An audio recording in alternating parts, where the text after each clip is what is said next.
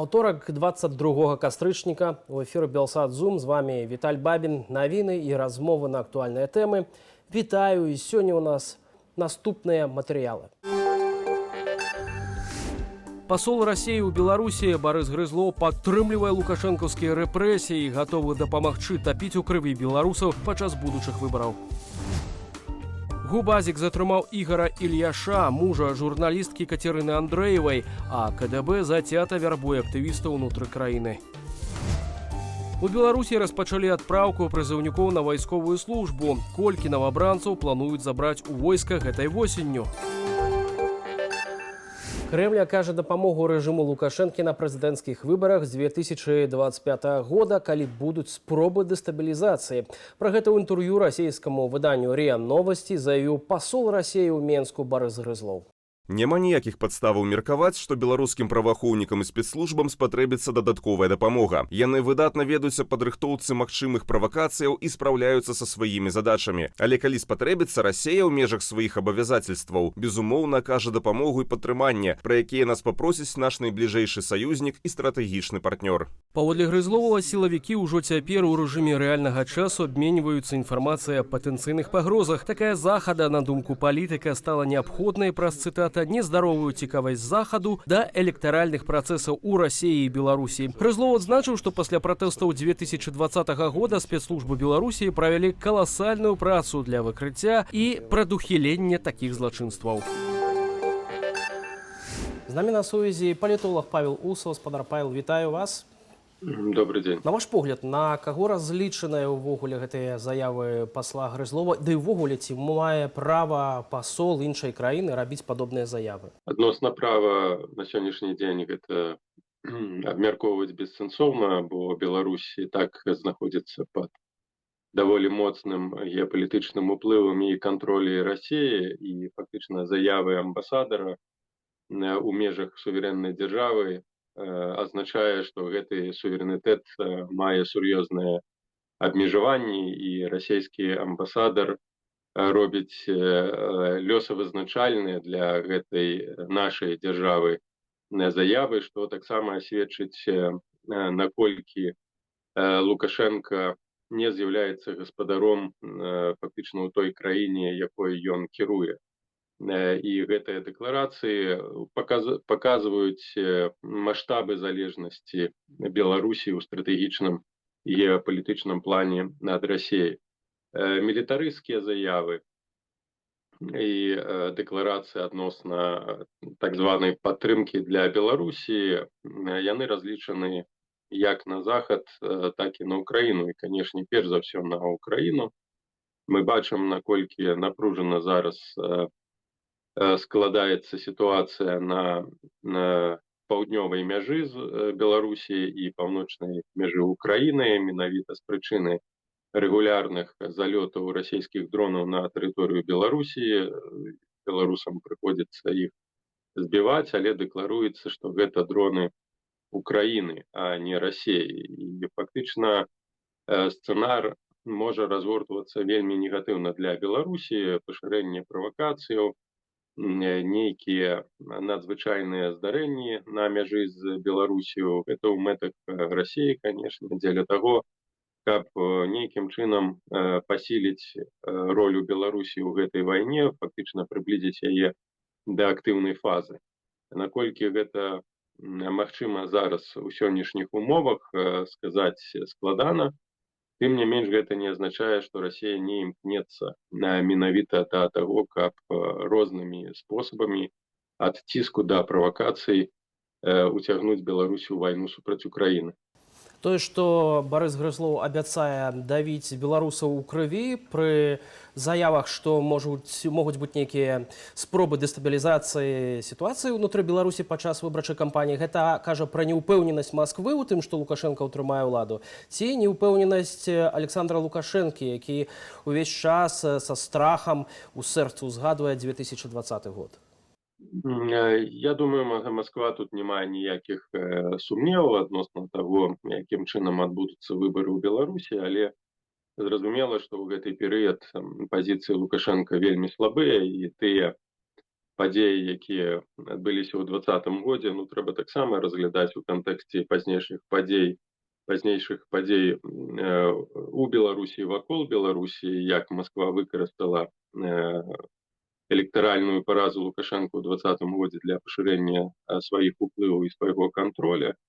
І для, канешне ж, Лукашенка гэта небяспечна, і, безумоўна, дэкларацыі Грызлоў у нейкім сэнсе служаць дзеля таго, каб прыгадаць Лукашенку пра нейкія сочынскія дамоўленасці, сутнасць якіх не тым, што Лукашенко павінен сысці ці там нейкім чынам перадаць уладу каму-небудзь свайго атачэння, гэта ўжо не мэта Масквы, а мэта якраз такі ў тым, каб надалей паглыбляць залежнасць Беларусі ад Расіі, што і робіць Лукашенко.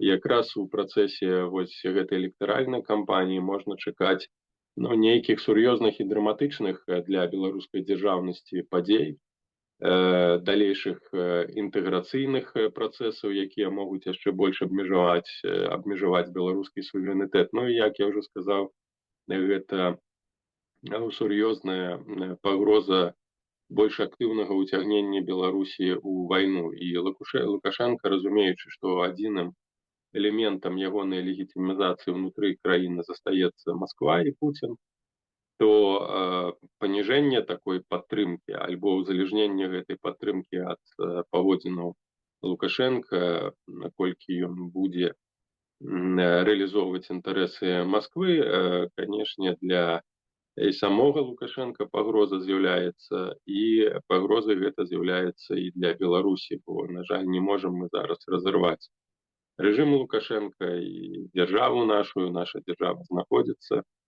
ў стратэгічнай залежнасці ад Расіі, выкарыстоўваецца як рэсурс, і незалежна ад пазіцыі Лукашенка, бо фактычна рэальным суверэнам ці рэальным распарадзіцелем рэсурсаў краіны з'яўляецца нават не Лукашенко, а Масква.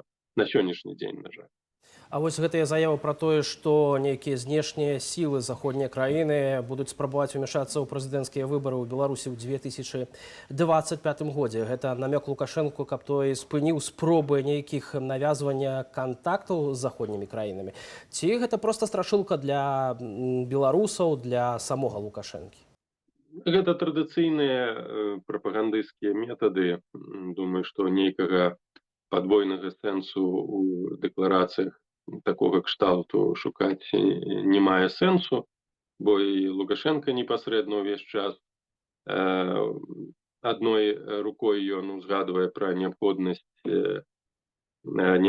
сяброўскіх і больш цесных адносінаў з Захадам, напрыклад, кажа пра тое, што ў яго адбыліся нейкія перамовы з прадстаўнікамі заходніх элітаў, і з іншага боку кажа пра тое, што вось ёсць гэтая пагроза. Дарэчы, насамрэч, калі мы прасочым такую ланцужок лагічны і выказванняў Лукашенка і рэакцыі Масквы, то заўсёды, калі Лукашенко пачынае нейкім чынам больш-менш пазітыўна адзывацца ці рэагаваць на заходніх палітыкаў ці на магчымасць аднаўлення нейкіх кантактаў з Захадам, імгненна адбываецца рэакцыя Масквы. І мне падаецца так, тут я магу пагадзіцца, што заявы Масквы праз вусны Грызлова это ў пэўным сэнсе ёсць рэакцыя на словы Лукашенка пра тое, што ён там сустракаўся з нейкім з заходніх палітыкаў. Па звестках Белсату гэта маглі быць прадстаўнікі Дзярждэпу. Для Масквы гэта небяспечныя крокі, недапушчальныя, таму адмыслова такая ідзе радыкальная рэакцыя. Раней гэта былі званкі ці палёты да Пуціна, ну а зараз ужо, вось, як мы бачым, так званы амбасадар расійскі карыгуе ці акрэслівае межы, у якіх Лукашенко можа функцыянаваць, што таксама сведчанне, наколькі ягоная дзейнасць, актыўнасць, нават вербальная, абмежаваныя расійскімі ідэолагамі расійскай палітыкі. Ці у гэтым сэнсе Лукашенко прыслухаецца да спадара Грызлова, бо ведаем, што з папярэднімі некаторымі амбасадарамі асабіста ў Лукашэнкі быў канфлікт. Ці тут таксама не можа нешта падобнае назіраць? Лукашенко не ў той пазіцыі, каб нейкім чынам насаджваць расійскіх амбасадараў. Апошняя ягоная моцная пастава гэта была у дачыненні да Бабіча, які актыўна ўмешваўся ў ўнутраныя працэсы ў Беларусі, фактычна падрыхтаваў пляцоўку да дэстабілізацыі краіны ў 2020 годзе, то на сённяшні дзень абмяжоўваць ці ўстрымліваць расійскіх палітыкаў ці тым больш расійскага амбасадара, зрэшты, Грызлов ніколі не адзначаўся нейкімі такімі гучнымі заявамі. Гэта яшчэ раз падкрэслівае, што заява Грызлова гэта сігнал Лукашенка не рыпат. Ён наўрад ці можа нейкім чынам паўплываць на дзеянні амбасадара, бо па сутнасці на сённяшні дзень амбасадары гэта генерал-губернатар расійскі у Беларусі, які можа ўмешвацца і акрэсліваць знешнюю, перш за ўсё, палітыку і знешнія прыярытэты Беларусі, нагадваць Лукашенка, што яго права на гаспадаранне вельмі абмежаванае і у любы момант Масква можа ярлык, якім яна яго пазначае і прызначае, адклікаць. Таксама спадар Грызлоў не мог не ўзгадаць пра дэмакратычныя сілы Беларусі. Ён іх называе беглымі, вось такімі штампамі беларускай прапаганды лукашэнкаўскай. Кажа, што яны не маюць ніякага ўплыву на працэсы, якія адбываюцца ўнутры краіны. Нават на захадзе сустракаюцца з заходнімі палітыкамі, шукаючы іх там каля буфету, каб з імі сфатаграфавацца. Калі яны не вырашаюць і не маюць ніякага ўплыву на сітуацыю Беларусі, навошта ўвогуле пра гэта казаць, пра гэта ўзгадваць? Як лічыце? Як я ўжо казаў, тыповыя інструменты прапаганды гэта стварэнне вобразу ворага. Так, вось галоўны вораг гэта Захад, які будзе ўмешвацца ў палітыку ўнутры Беларусі, выклікаць пагрозы без Расіі Лукашенка. І гэты лад існаваць не можа. А другім элементам такіх дзеянняў з'яўляецца і дыскрэдытацыя і адначасова стварэнне дадатковага вобразу ворага з апазіцыі. Гэта б'е не толькі ў беларускую апазіцыю, гэта б'е перш за ўсё і па расійскай апазіцыі, бо Расія таксама стварае вобразы негатыўныя, звязаныя з дзейнасцю апазіцыі. Для Расіі гэта таксама здраднікі, якіх вось нават прыйшлося абменьваць. І, канешне, тут інтарэсы супадаюць. Стварэнне адзінага антызаходняга фронту, хаця Лукашенко намагаецца нейкім чынам, хаця б на ўзроўні рыторыкі ад гэтага дыстанцавацца, але неўдана, няма такіх магчымасцяў для манёвра, і Расія ўсё больш і больш завязвае яго ідэалагічна, прапагандыстычна у межах адзінага антызаходняга фронту. Нават Казахстан, мы бачым, мае пэўную, нават не пэўную, больш шырокую аўтаномію і бароніць сваю незалежнасць, а вось Лукашенко ўжо не ў стане гэтага зрабіць. І яшчэ раз падкрэслю, ідэалагічную складаючую, палітычную складаючую, аспекты, звязаныя з знешняй палітыкай, акрэслівае ўжо Масква, а не Менск. І нават вось гэтыя наратывы ідэалагічныя, прапагандысцкія, Менск паўторвае і узмацняе якраз такі з тых крыніц, якія ідуць з Масквы, і абслугоўвае наратывы ідэалагічныя, прапагандысцкія Крамля. Ну а церпяць, як заўсёды, самыя беларусы. Дзякуй вялікі за гэтую размову. На прарасійскую актывістку Вольгу Бондарову напісалі заяву ў міліцыю за паклёп. Гэта зрабіў папулярны блогер Дмітрый Сіўчык, ён жа Дзім Дзімыч. Летась адна з сетак супермаркетаў распачала рэкламную кампанію з ягоным удзелам. Блогер з'яўляўся ў роліках у адзенні ружовага колеру. Гэта разгневала Бондарову, бо Дзім Дзімыч нібыта займаецца прапагандай ЛГБТ. Пра іншыя падзеі ў нашым скароце. Былога лідскага міліцыянта Юрыя Махнача завочна асудзілі да 15 гадоў пазбаўлення волі ў калоніі ва ўмовах узмоцненага рэжыму. Суддзя Юрый Казакевіч прызнаў яго вінаватым у нібыта аказанні дапамогі замежнай дзяржаве, якая накіраваная на шкоду нацыянальнай бяспецы Беларусі. У жніўні 2020-га Махнач публічна расказаў пра збіццё затрыманых у лідскім Раус, потым ён падаў у адстаўку і з'ехаў з Беларусі. У выніку атакі расійскіх дронаў минулай ноччу ў Сумах загінулі 3 чалавекі, сярод іх дзіця. Як паведамляе абласная ваенная адміністрацыя, ёсць разбурэнне ў прыватным сектары. Таксама пашкоджаны жылы шматпавярховы дом і аб'екты інфраструктуры. Толькі ў небе над Сумскай вобласцю гэтай ноччу сілы абароны Ўкраіны збілі 25 расійскіх беспілотнікаў тыпу «Шагет». У Судане быў збіты грузавы самалёт Іл-76, які здзяйсняў рэйс з Аб'яднаных Арабскіх Эміратаў у Чад. Інцыдэнт адбыўся над правінцыяй Паўночны Дарфур, дзе ідуць баі паміж рэгулярнымі войскамі Судану і ваенізаванай арганізацыяй сілы хуткага рэагавання. Мяцежнікі на відэа ўжо паказалі дакументы дваіх расейцаў, якія, магчыма, належаць чальцам экіпажу. Іхні лёс на гэты момант невядомы. У малайзійскім Куала-Лумпуры прадстаўнікі ўрадаў Беларусі і Сейшэльскіх астравоў падпісалі пагадненне аб паветраных зносінах. Паводле прэс-службы Міністэрства транспарту, гэтае пагадненне ў далейшым дасць магчымасць авіяперавозчыкам выконваць пасажырскія і грузавыя рэйсы паміж аэрапортамі дзвюх краінаў. Сталічная «Дынама» саступае аўтсайдеру кантынентальнай хакейнай лігі «Барысу» з Астаны 1-2. Матч адбыўся на Менск-арэне, а вырашальную шайбу зубры прапусцілі ўсяго за 30 секундаў да канца матчу. Гэтая параза стала другой запар у хатняй серыі бела-блакітных. У турнірнай табліцы заходняй канферэнцыі «Дынама» цяпер займае 8-й радок. У Беларусі затрымалі журналіста, мужа палітзняволенай Кацярыны Андрэевай, Ігара Ільяша. Ягоны фотаздымак апублікавалі ў набліжаным да сілавікоў тэлеграм-канале. На ім відаць, што мужчына ў кайданках. Тым часам наша Ніва паведамляе пра выпадкі вярбоўкі актывістаў унутры Беларусі. Паводле выдання КДБ найбольш цікавіць інфармацыя наконт структураў, блізкіх да офісу Ціханаўскай і палка Кастуся Каліноўскага. Наша Ніва піша пра як мінімум 4 выпадкі, калі прадстаўнікоў недзяржаўных арганізацыяў затрымлівалі на сотні. Падчас арышту іх шантажавалі аператыўнікі КДБ. Актывістаў ставілі перад выбарам альбо супрацца са спецслужбамі, альбо надуманая крымінальная справа. Раней пра тое, што КДБ выклікае на размовы актывістаў, паведамляў праваабарончы цэнтр «Вясна». З намі на сувязі Вячеслав Касінераў, праваабарончая ініцыятыва «Дысідэнт BY». Вячеслав, вітаю вас. Добрый день. На фотаздымку, які распаўсюджваюць у губазікаўскія тэлеграм-каналы, Ільяш у кайданках. Ці гэта можа сведчыць пра тое, што супраць журналіста маглі ўжо распачаць крымінальную справу? Довольно вероятно, на самом деле. То есть это стандартная практика. Скорее всего, так и есть.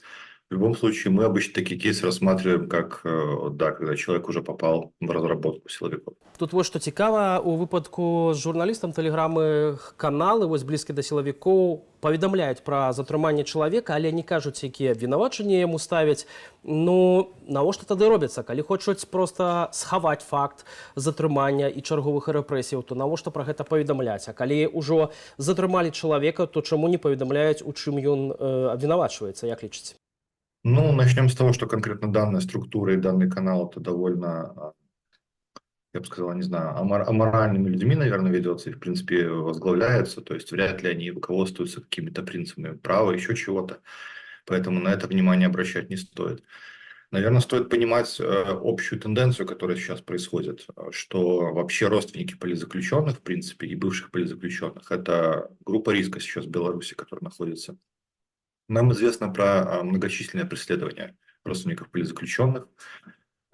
И как бы сейчас перед выборами, скорее всего, происходит некая форма зачистки, которая в том числе пытается быть предоставлена общественности вот, силовиками как некая кампания устрашения, наверное.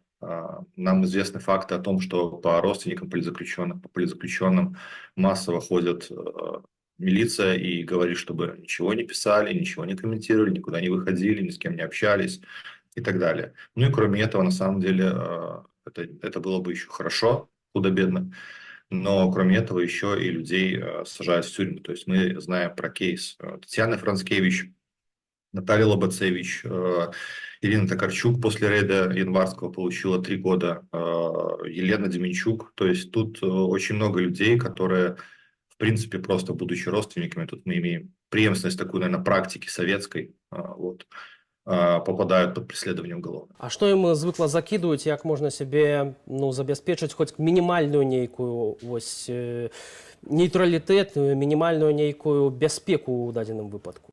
Ну, прежде всего, соблюдать все правила безопасности, с которыми, мне кажется, белорусы уже не понаслышке знакомы, да, то есть это чистить переписки, использоваться VPN и так далее.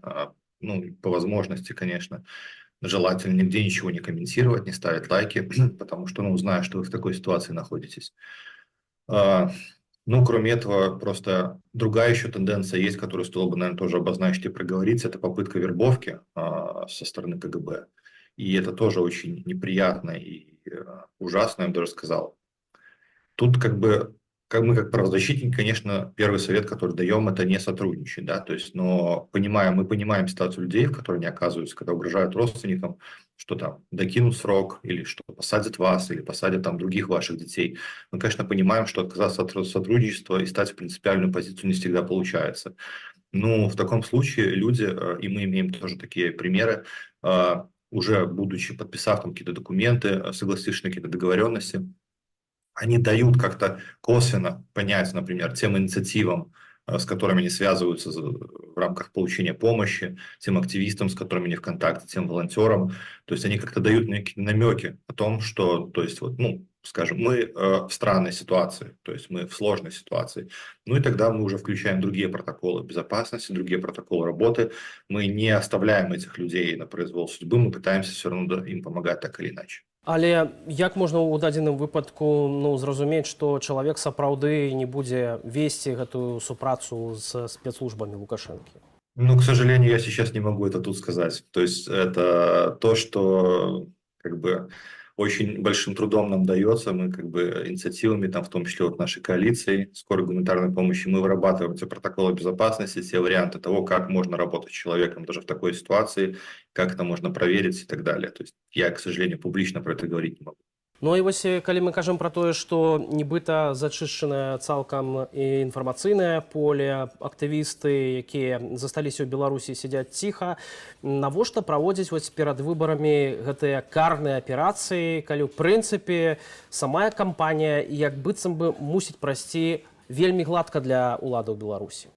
Я думаю, это инерция системы. То есть, в принципе, за эти 4 года же сложилась система, в рамках которой просто занимаясь каким-то политическим преследованием, то есть даже мнимым человека, да, когда людей задерживают и подписывают их тут же вот при человеке на какие-то каналы и на почве этого вешают уголовную статью. То есть это же стало просто средство, в том числе получить премии, получить, наверное, погоны, какие-то звания. И, наверное, это просто инерция системы. Ну и как бы ничего нового. То есть инерция системы не только силовиков, инерция системы Лукашенко, потому что это уже как-то такая традиция. То есть как без этого какие-то предвыборные кампании проводить? То есть это уже такая вот, такую, к сожалению, нормативность вот режим создал в стране, когда зачистка, как бы, что бы там ни происходило, она все равно в той или иной степени будет. В данном случае это, конечно, просто очередное дно, потому что это уже касается людей, переживших ужасы заключения. Это родственники политзаключенных. Это, конечно, горько. Раней медыі у якасці прыклада магу сказаць, што выданне «Наша Ніва» паведамляла, што перад выбарамі рыхтуюцца масавыя пасадкі людзей. Ці вам нешта вядома пра такія факты? Што вы думаеце? Мы точно знаем, что вызывают массово людей на разговоры, вызывают массово на какие-то профилактические, как они это называют, беседы. В рамках этих бесед, конечно, пытаются там исследовать гаджеты. Вдруг что-то, если человек не то начинает говорить, там уже с ним начинается другой разговор. То есть, такая, стандартная практика, которая была, в принципе, всегда, в Беларуси, касалась просто небольшой группы людей. Сейчас она, распространена по всей стране. То есть, очевидно, что какие-то из таких бесед, конечно, заканчиваются не очень хорошо там административными и, возможно, уголовными арестами. Разом з тым бачым, што і практыка завочных судоў пашыраецца ўвесь час. Да прыкладу, вось акурат стала вядома, што лідскага міліцыянта Юрыя Махнача, які ў свой час распавядаў пра здзекі над людзьмі у лідскім РУСе, у выніку судзілі. Толькі завочна далі яму 15 гадоў зняволення. Гэта асаблівае такое змаганне з былымі праваахоўнікамі. На ваш погляд, яно мае перадусім такі прапагандысцкі эфект? Ну, это, наверное, рассчитано на внутренний рынок, потому что тех, кто, условно говоря, был свой и потом отступился, наверное, в первую очередь стоит покарать, чтобы не было повадно как бы еще кому-то поступить таким же образом, там, слить информацию и так далее. Но кроме этого я могу добавить вот к вышесказанному вами, что мы знаем про тоже много кейсов ареста имущества людей, которые уже уехали, про преследование тоже родственников политзаключенных, которые уже выехали, но, например, близкие которых еще находятся в заключении или были в заключении. То есть, как бы, тут, скажем так, система работает уже не только внутри, но еще и как бы немножко наружу. Таксама ёсць факты пераследу сваякоў тых, хто з'ехаў за мяжу, да каго ўласна рукі рэжыму не могуць дацягнуцца. Наколькі гэта масавая з'ява сёння? Я не могу сказать точные цифры, но это как бы такое явление, не знаю, нам известно, наверное, про десятки случаев. То есть я не могу сказать там больше, но, потому что, конечно, очевидно, я всегда делаю поправку на то, что вся информация, которой мы владеем, мы ее по крупицам достаем из очень крайне закрытой системы. Стараемся делать все, что можем. Но вот сейчас, наверное, десятки. А то, што сваякоў тых, прынамсі тых бацькоў, чые дзеці жывуць за мяжой, таксама угаворваюць, каб іхныя дзеці вярнуліся ў Беларусь. Вось, прынамсі, медыа паведамлялі пра некалькі такіх выпадкаў. Ці можна чакаць, што беларускія ўлады будуць масава уплываць на сваякоў тых, хто жыве за мяжой такім чынам? Да, я думаю, это на самом деле будет поширяться или как минимум просто будет такой частью практики вот этой всей. То есть она такая многовекторная, наверное, политика по давлению, в принципе, на инакомыслящих. И, единственное, до чего сейчас Лукашенко как бы дотянуться, собственно, и не может, это для как бы демократических сил в изгнании, до правозащитников, до гражданских инициатив вне страны. Соответственно, как бы он будет пытаться на них тоже воздействовать. И такой способ воздействия, он, к сожалению, довольно эффективен. То есть это самые болевые точки, когда приходят там к твоим родителям и так далее. С другой стороны, как бы, то есть моральную оценку, я думаю, каждый сам может дать подобным вещам. Вячеслав, дзякуй вялікі за гэтую размову. У Беларусі пачалася адпраўка прызыўнікоў на вайсковую службу. Цягам 2 месяцаў шэрагі арміі папоўняць каля 10 000 асобаў. Сёння ў першы дзень кампаніі ў войска накіравалі ўжо каля 1000 новабранцаў. Мужчынаў прызавуць ва ўзброеныя сілы, ўнутраныя войскі МУС, органы дзяржаўнай бяспекі, памежныя службы. Паводле Міністэрства абароны цырымонія прыняцця прысягі пройдзе 23 лістапада. Летась былі зніжаныя патрабаванні да стану здароўя прызыўнікоў. Прыбралі спецыяльнае медычнае абследаванне, бо яго ўжо праходзяць у перыяд падрыхтоўкі грамадзянаў да вайсковай службы. Цяпер для вызначэння катэгорыі прыдатнасці прызыўніка дастаткова 1-2 дні.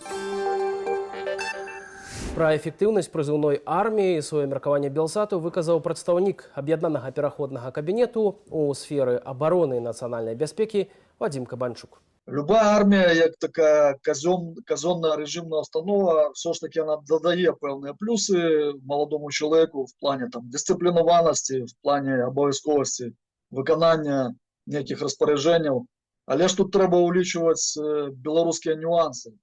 Па-першае, опять-таки по ранжированию от разных часток есть проблема индоктринирования молоди с этими некими идеями лукашизма, когда там потрапится, например, вельми такие прошаренные замполит, которые будут просто промывать головы хлопцам, и частково потом мы бачили наступцы этого в 2020 году, калі супраць дэманстрантаў пачынаюць выкарыстоўвацца тыя самыя беларускія часткі внутренних войскаў і самой арміі. А по-другое, сама по себе армія это ж дастаткова небяспечная рэч в плане того, што людзі маюць стасункі са зброяй.